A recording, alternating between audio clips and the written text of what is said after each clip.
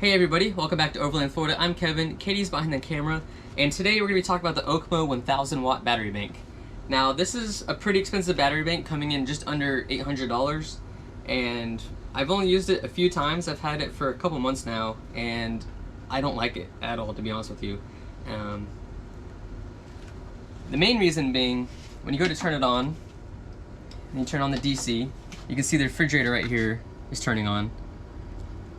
This thing will shut off after about 30 seconds if there's no power being drawn from it. So what happens is, I'll turn this on, I'll turn the refrigerator on, the refrigerator will start to cool down. Once the refrigerator shuts off, when it gets a temperature, it'll shut off anywhere between 5 to 10 minutes depending on how much food is in there. And since the refrigerator will be off longer than 30 seconds, the battery bank will shut off. Well, with the battery bank, see, it just shut off right now. You literally have to start all over again to turn the refrigerator back on. So if you want to run a refrigerator off this, it's going to shut off every time the refrigerator cycles.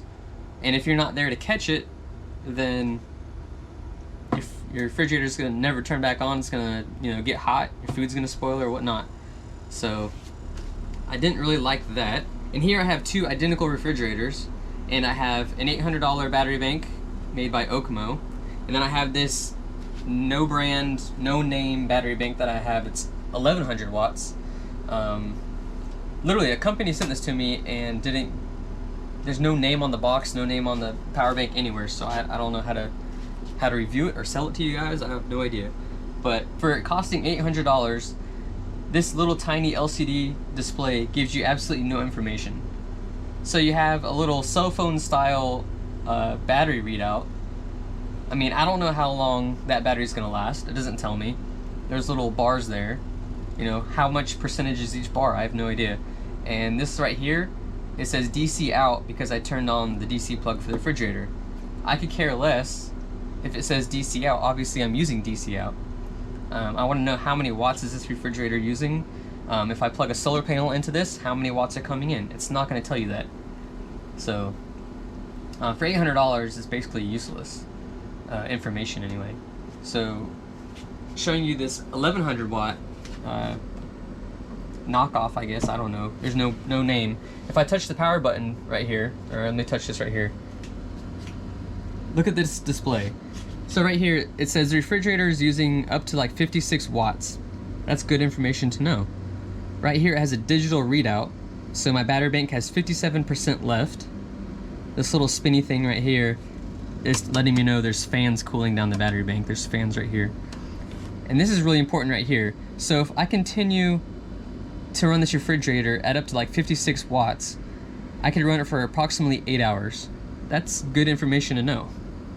Especially if you're gonna be on a road trip and you're driving somewhere, or you're at a campground with absolutely no power. That's good information to know.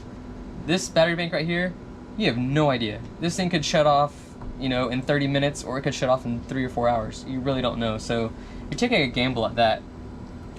But other than that, this thing is 1000 watts. It'll run quite a few different things, even household appliances. Another bad thing about this, and I'm not trying to knock this whole product down, but this is the whole point of me doing these reviews for you guys. A lot of the power banks, a lot of my other ones that I have, I don't know about this one yet, but they charge pretty quick. They'll charge 2.5 hours, 3 hours. That's fast. This one will charge in 10 hours. So, that's just a really long time for $800 battery bank. Other than that, I mean, the design, it has cooling fans. It has, it does not have a light or anything on it. That's a pretty nice thing to have. Even this one right here, it's got a light. Even these other ones I have. This is my Blue Yeti.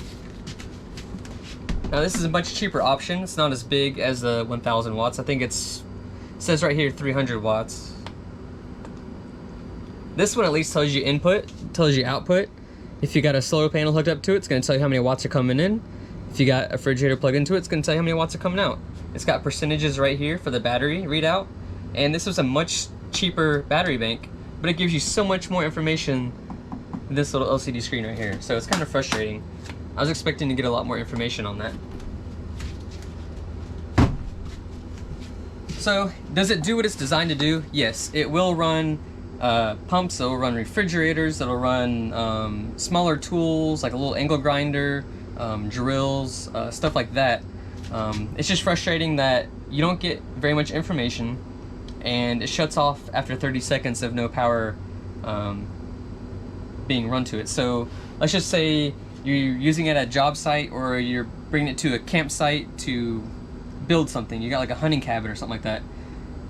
So if you're cutting wood with a saw, you got a long extension cord, you cut the saw, you set it down, you go get another piece of lumber. If it takes you longer than 30 seconds, you gotta walk all the way back to this power bank to turn it back on. So that would get really annoying.